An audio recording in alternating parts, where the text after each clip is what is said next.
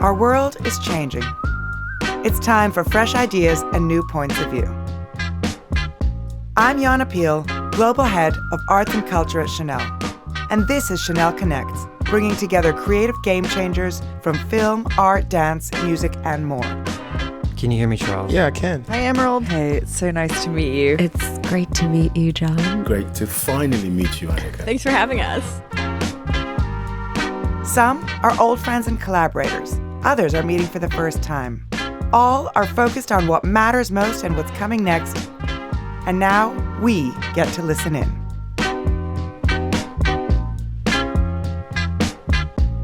Could you tell where my head was at when you found me? Me and you went to hell and back just to find peace. In this episode, Diane Solway, Head of Arts and Culture Programs at Chanel, moderates a conversation between Anicka Yi and John Akomfrah. Artist Anicka Yi expands the boundaries of art with work that explores biology, technology, and the merging of the two. Collaborating with scientists, she's created giant kelp lanterns inhabited by robot moths, made art using fungi and microbes, and filled galleries with pungent scentscapes, addressing attitudes to women's bodies. For her recent installation, In Love with the World at the Tate Modern in London, Anicka presented her vision of a new ecosystem, filling the space with flying machines resembling mushrooms and ocean life forms, and with smells relating to the building's history. Anicka connects with pioneering artist and filmmaker John Akomfrah, a founding member of the influential Black Audio Film Collective, which started in London in 1982. Today, he is known for his remarkable films and multi-channel video works exploring the themes of memory, migration, race, climate change, and our relationship with the natural world. John's films are stunning accumulations of image, sound, and feeling. Together, John and Anicka discuss if we are more than human.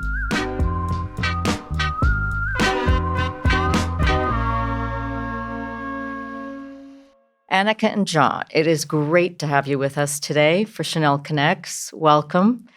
Where are both of you speaking to us today from? Well, it's great to meet you, John. I'm really honored to be on this podcast with you and Diane. I'm actually Encinitas, California, which is in, I guess, San Diego County proper. Well, equally great to finally meet you, Anicka.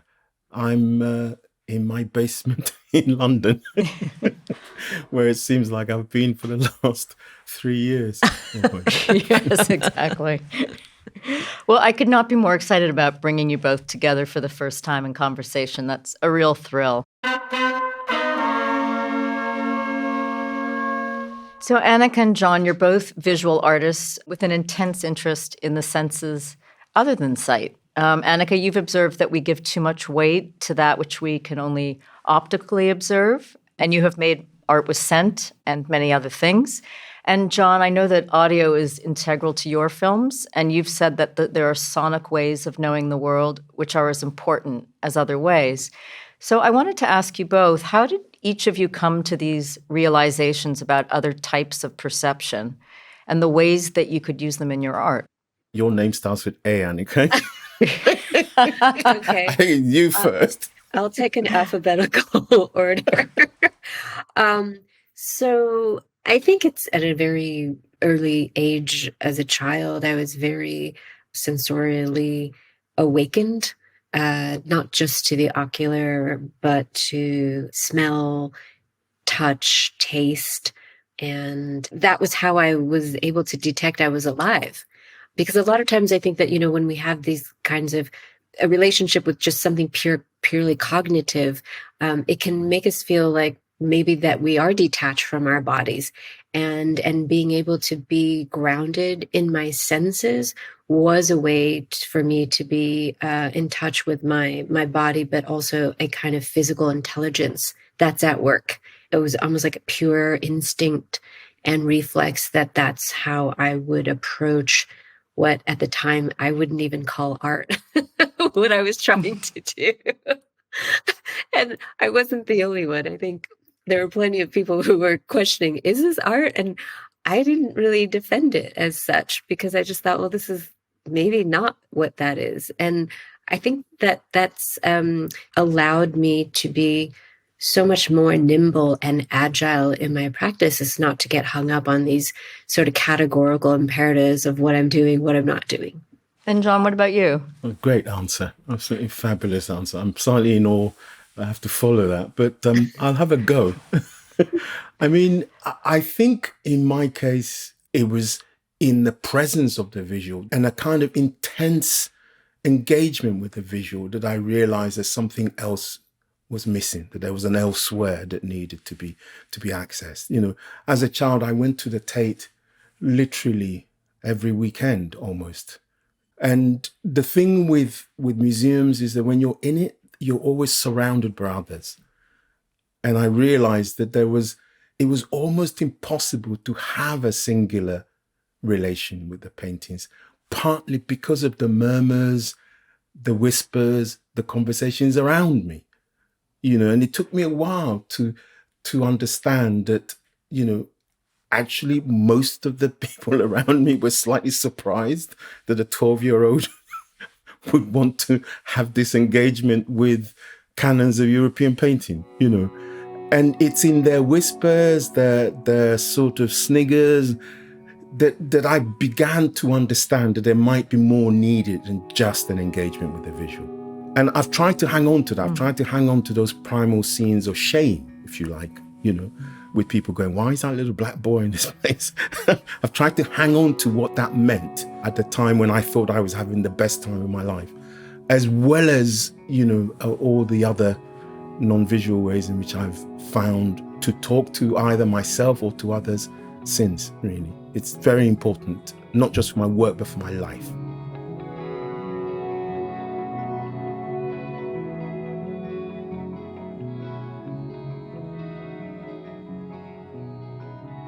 Turning to your work, Anicka, tell us about your remarkable aerobes, those flying machines that look like giant squid in your recent Tate Museum exhibition. Can you describe them for those listening and talk a little bit about the concept behind them and why you decided to set them loose in the massive turbine hall?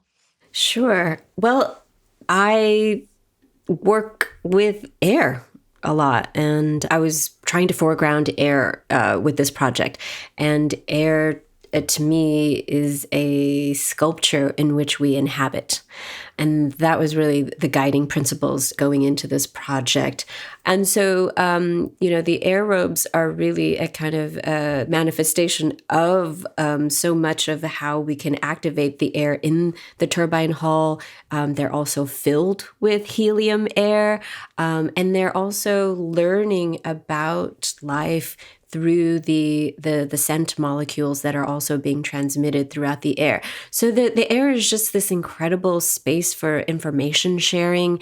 It holds all of our anxieties and fears and potential mates that we may find, you know, pheromonally speaking. And so the air contains not only purpose and potential, but it also contains history, because the air, you know, it's funny, we use this term fresh air often, right? And yet there's no real such thing as fresh air, in the sense that most air is recycled air from, you know, millennia back, since the dawn of time. The embers of Joan of Arc being burned at the stake, and the molecules that we also create today will contribute to future life. And yet it also contains a lot of the atmospheric injustices of who gets to breathe the good air and why. And so the aerobes are a new species I'm introducing into this paradigm. Thinking about the history of the turbine hall, the industrial legacy of London as one of the really early industrial cities in the world, and thinking about the nascent emergence of machines and the evolution. And I wanted to address a multitude of things with this project, one of them being, what if we had a different relationship to machines?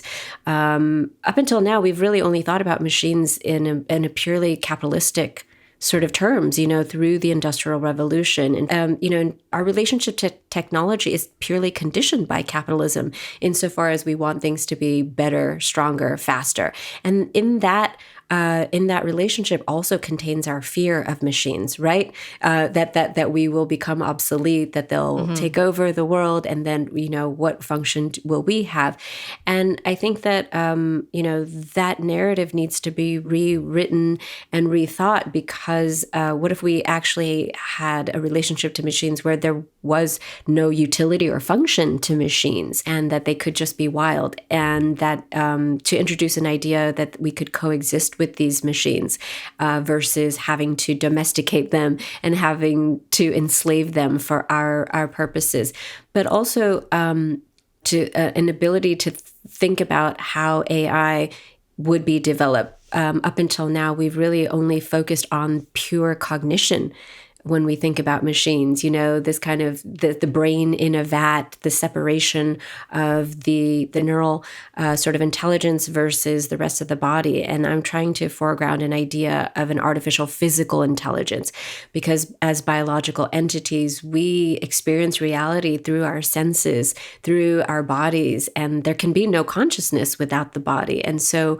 why wouldn't we try to explore that level of research and development for machines in biological terms? And so these Arabs in the Turbine Hall currently, they're learning through the senses, and they are reading and picking up on heat signatures from the public and visitors that come into the hall, and they're able to gravitate towards different kinds of heat signatures they've never experienced before, and then they will kind of come over to you and be curious and learn through the heat that you're giving off. And through this sense, it's my hope that we can, start building machines in a biologized sense versus a purely cognitive. So in a sense, you envision them, machines and nature coexisting in harmony.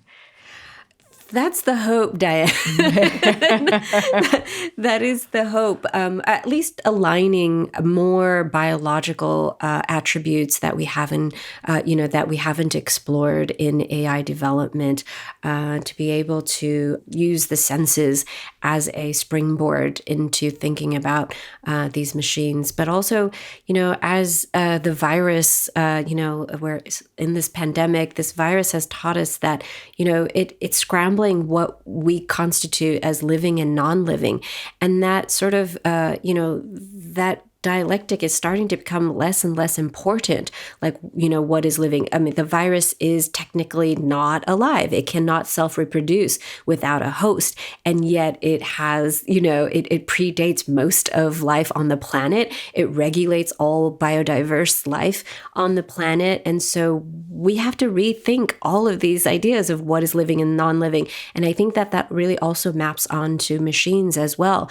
And so the idea of like, oh, is that machine living or non-living, it doesn't really matter anymore as far as I'm concerned, and it's really about like how we can, coexist, and how and we can welcome and embrace a new species on the planet. It's so incredible that the two of us are talking, Anicka, because every time you open your mouth and every time I read something, I'm like, wow. We're almost like Siamese twins in some very profound way.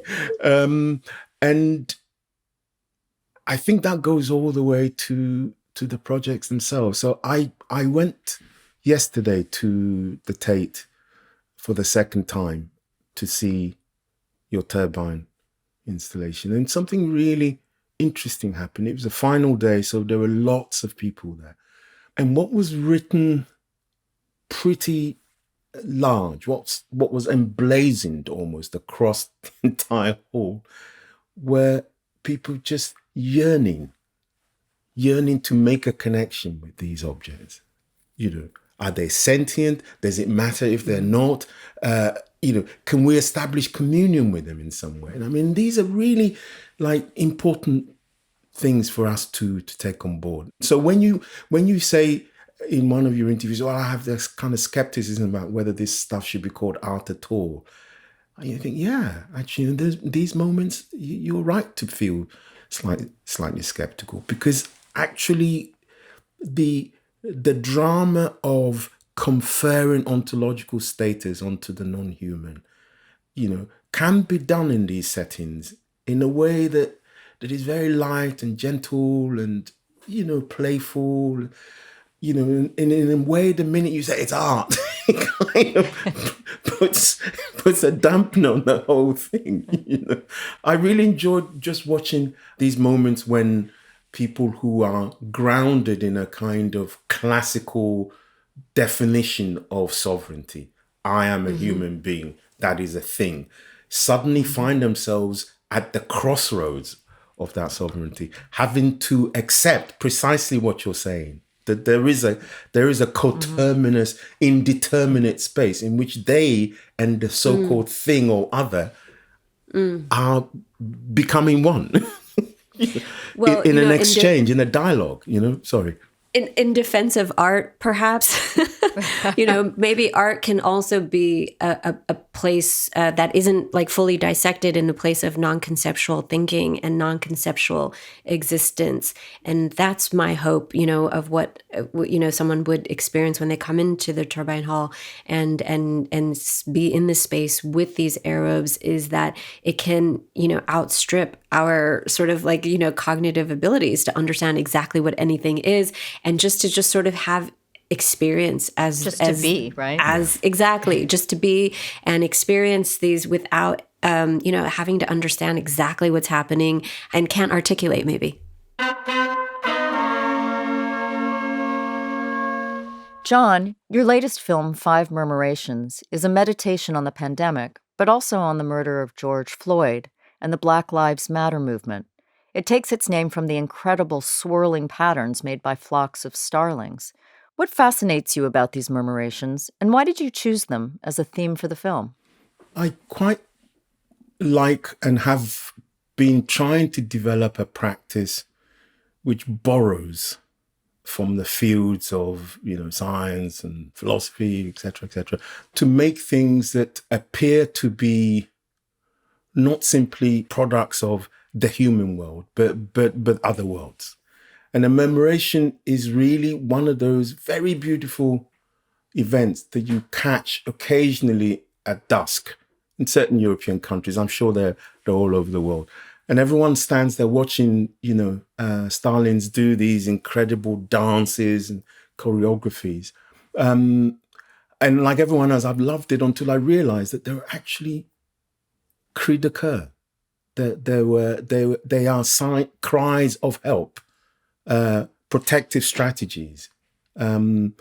So it's perfectly possible to have something that looks incredibly beautiful, which is also a scene of the disaster, and I wanted that. I wanted to use that as a metonym rather than a metaphor for a film about a project about human cries, a kind of visceral response to a set of events. One of the things that that meant was, for instance, trying to decide what to do with the voice of George Floyd in the 8.5 minutes that it took him to die. And I thought that the question of a murmuration could help really frame, quite literally, that voice, so that it would end up being something incredibly harrowing, but also, quote unquote, beautiful at the same time. And it was important that the two had this dialogue with each other inside the frames of Five Murmurations.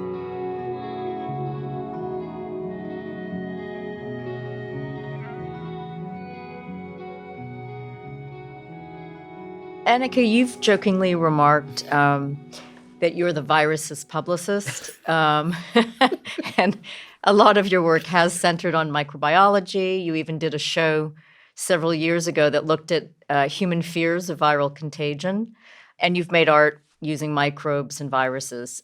So I imagine the pandemic has been incredibly thought-provoking for you. Have you had any important realizations? Everything that I thought I knew is starting to really collapse and disintegrate. And that's a wonderful thing in lots of ways, right?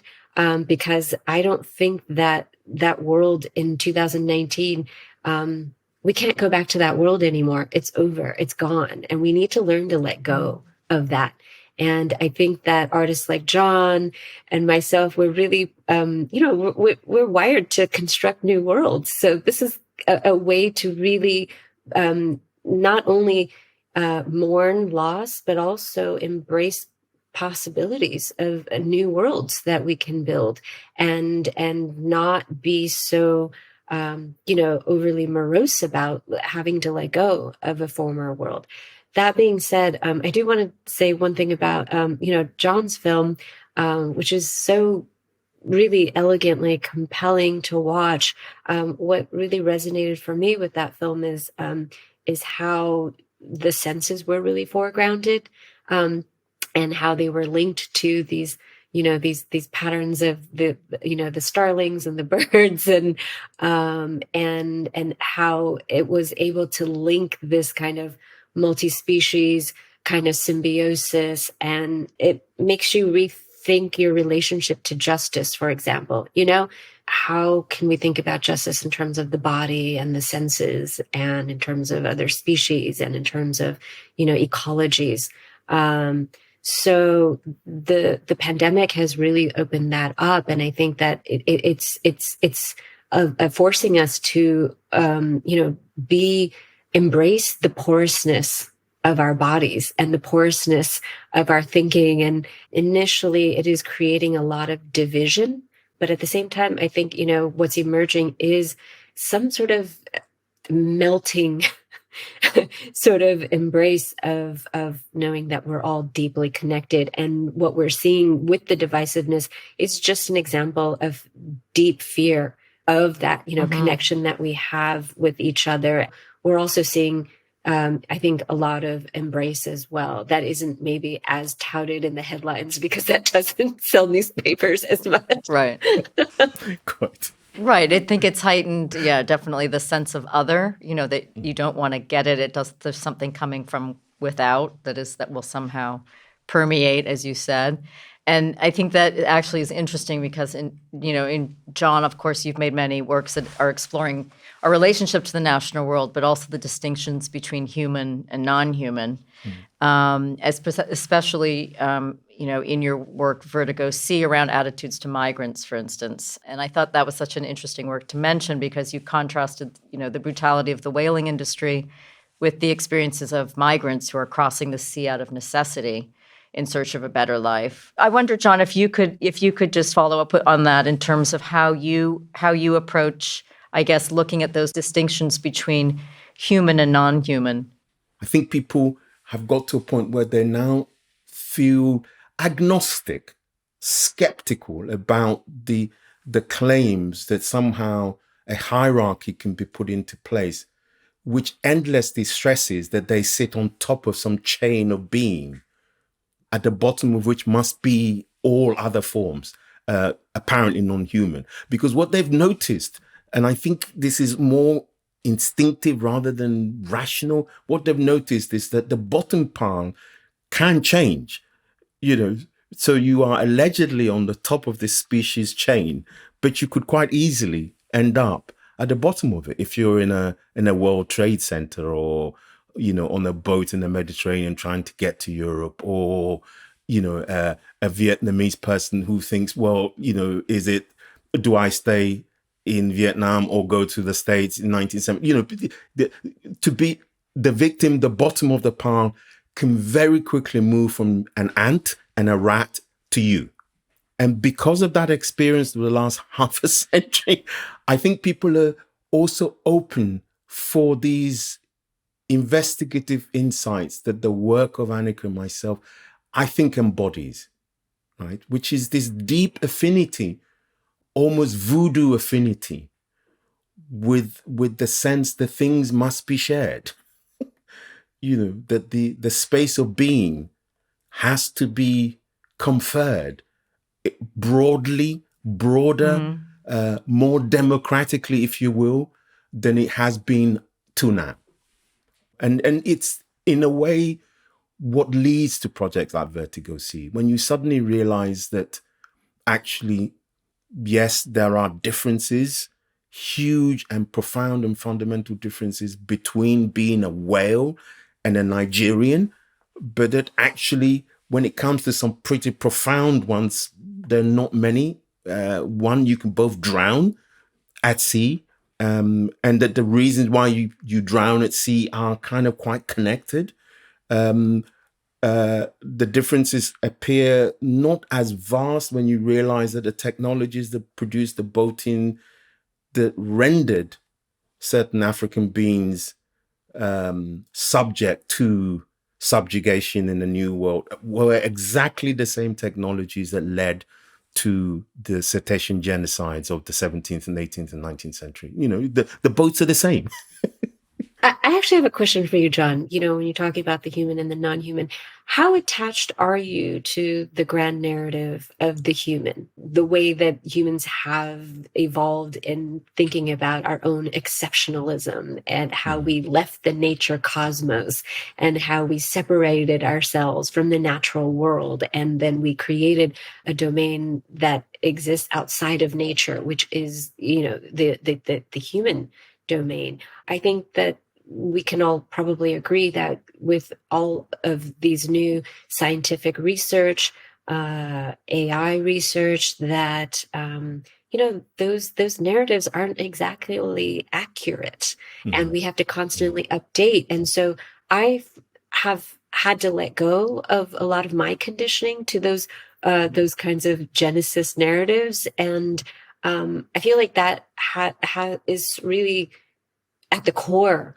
of my work, of what I'm trying to do, is trying to reset, reorient what is human nature and what constitutes the human, and this notion of what the human doesn't even really exist from the perspective of microbiology. We're mostly microorganisms that are, mostly virus, fungi, microbes. And this substance called the human is actually kind of negligible in lots of ways.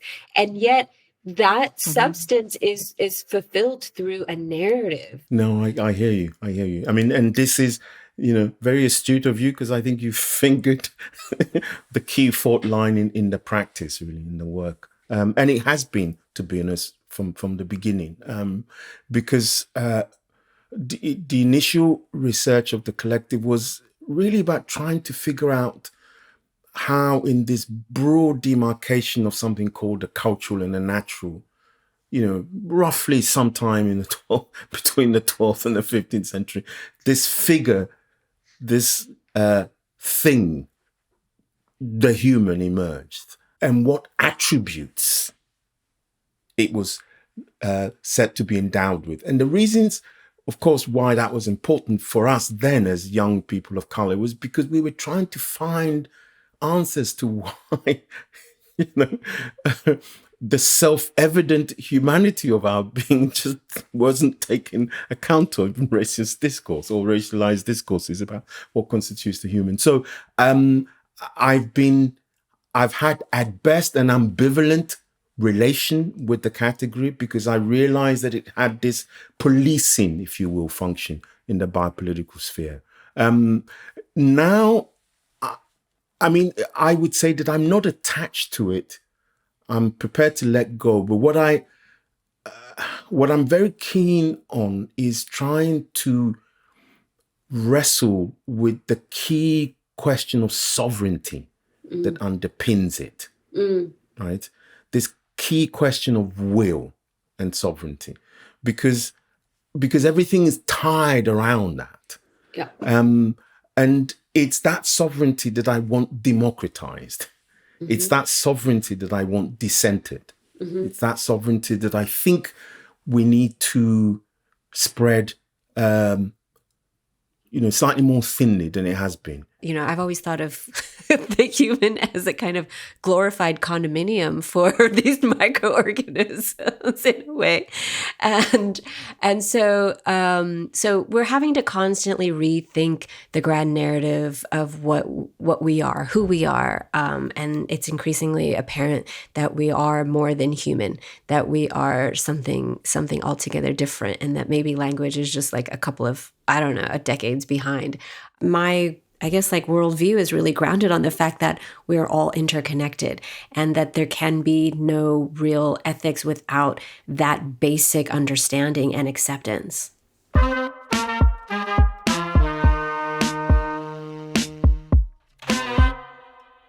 Quick question to Anicka. Have you had any major disasters when preparing exhibitions?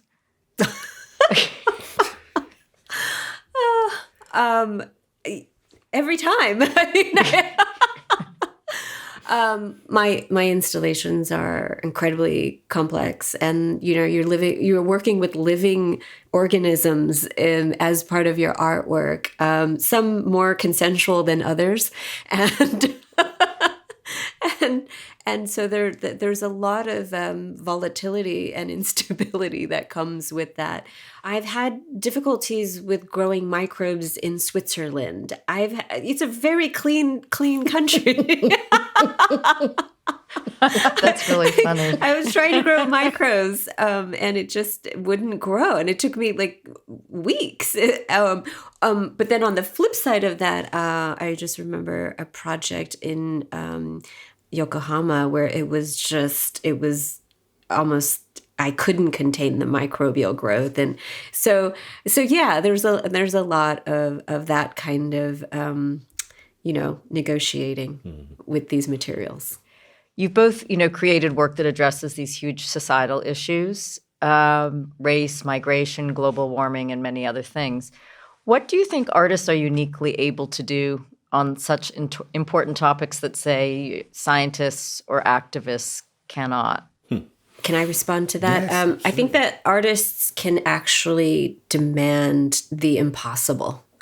I think that artists can ask for things in manners of technology where it seems that it's the limits of physics or biology or something, and we can really push through a lot of those kinds of logistics and then figure out how they can be translated and met. So we can actually set the bar pretty high. And this is something that I hope that more artists will do, engage with technology and science. And not allow, let's say, Silicon Valley to lead the discussion on this. Let's get in the game, people. Let's get in the conversation, artists. This is why, the Turbine Hall project was so important to me, because on a level that it was proof of concept that this can be done, and that we brought together 3 different kinds of radically new technologies that had never been merged before into these fully autonomous flying machines. Perhaps the art audience may not be as interested, but I can tell you right now that it's a huge milestone what we accomplished, and this is something that I'm hoping that more artists can do, to push the boundaries and the limits of what is possible beyond like budgetary considerations or something like that. So I think that's really, really important for artists to be at the table when we're talking about where is civilization heading. And it shouldn't just be the technologists and the politicians and the scientists. I think artists should be very much engaged with that conversation. Really, it speaks to, I think, the work that both of you do, which is that you always present us with something to think about that forces us to look at the world a little bit differently, or to question the way we have always understood things. And I think it's just creating those spaces for questions that's so important. Yeah, but I would add to that, Diane, that for me, where I'm coming from, it's not just to throw it in people's faces like, oh, look, there's a new world, get on board. It's like, we're all here together. Let's on board together. And I don't want to put that message out that I'm being antagonistic, like people need to just catch up to where we're, like enlightened or something. It's not about that. It's an incredibly there's a generosity where I'm coming from that extends to everybody, because these are ideas and concerns that everyone has a stake in.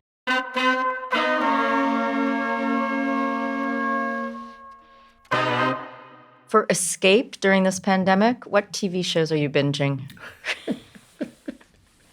when you're not imagining the future of the world. This is an easy one, Diane. I am watching Terrace House. It is a Japanese reality TV program. It's like television as ASMR.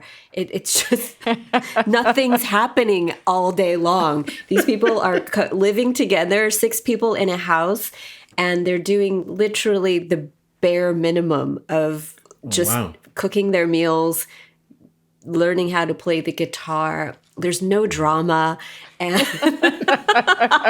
people aren't rude to each other. They're not trying to compete with each other. It's very soothing, and it's a world that is pre-pandemic. So it's like this kind of like nostalgia for a like 2019 world of no cares in the world. And our fears seemed so minor back then, right, compared to now.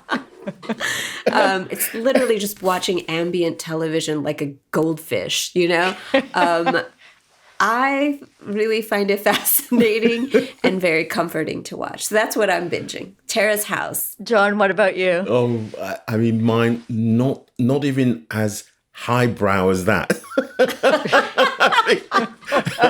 I am really lowbrow, like super lowbrow. Oh, no, go low. TV. Go low. What's low? Football. I mean, it's the most mindless, kind of attachment and pretty predictable for a man in this, early 60s. But I have to say, the absence of drama, the absence of story editing and all of that, the trappings of what television has become, the secessions and all of that. I just can't bear it anymore.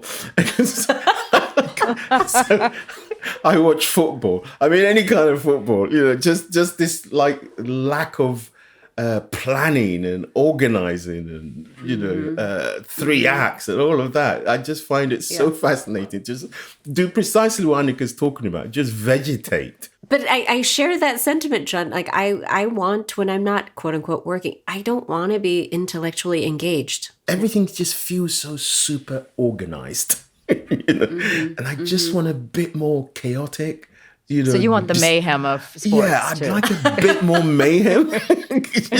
As I see when I go outside, it just everything just feels as if it's so super excluded from the outside world, and I just find the fakeness of it really difficult to take at the moment. I must admit, it's just now. I mean, 2 years ago I was into it, but right now I just like, give me football. I would love to, obviously thank Anicka Yi and John Akomfrah. Thank you so much for connecting with us today. I think it's thrilling that you two actually got to meet and have a conversation, and I hope this is just the beginning. I love this. Thank you so much for the bringing us together, Diane. It's been such a privilege, and I think that like what John said earlier about us being like these Siamese twins, it was so touching to hear, but also it really mitigates the loneliness of being an artist sometimes, when you feel this resonance with another person. Thank you for doing what you do, John. I hope we get a chance to do this some more.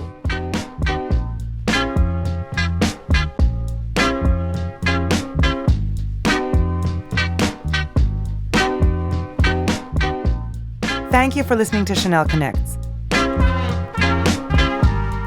Don't forget, you can follow the show on Apple Podcasts, Spotify, Stitcher, Amazon Music, or your favorite podcast app. You can also listen back to Season 1, featuring conversations between Pharrell Williams and Ez Devlin, Keira Knightley and Lulu Wang, and many more.